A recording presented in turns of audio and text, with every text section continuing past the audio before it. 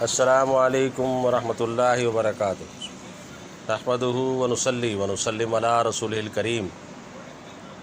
19 متفرق سنتیں، اس کا حصہ دوم، سنت نمبر 7، سخاوت کرنا بھی جان دو عالم صلی اللہ علیہ وسلم کی سنت ہے۔ یہ وصف خداوندی ہے، سخاوت ہی کی وجہ سے حضرت ابراہیم علیہ السلام اللہ کے خلیل ہوئے۔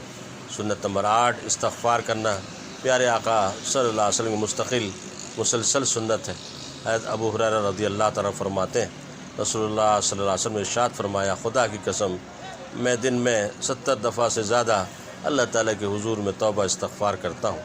سنت نمبر 9، تبلیغ کرنا پیارے آقا صلی اللہ علیہ وسلم کی مسلسل سنت ہے۔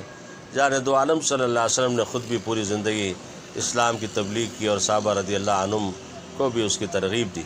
رحمت کائنات جان دو عالم صلی اللہ علیہ وسلم کا ارشاد ہے، اس ذات کی قسم جس کے قبضے میں میری جان ہے، تم لوگ لازماً نیکی کا حکم دیتے رہو، برائی سے روکتے رہو، ورنہ خدا ان قریب تم پر ایسا عذاب بھیج دے گا، پھر تم پکارتے رہو گے، کوئی سنوائی نہ ہوگی۔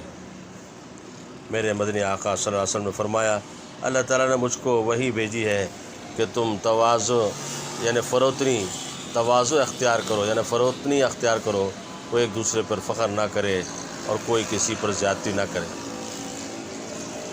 اللہ سبحانہ وتعالیٰ ان سنتوں پر عمل کی توفیق نصیب فرمائے، آمین آمین آمین۔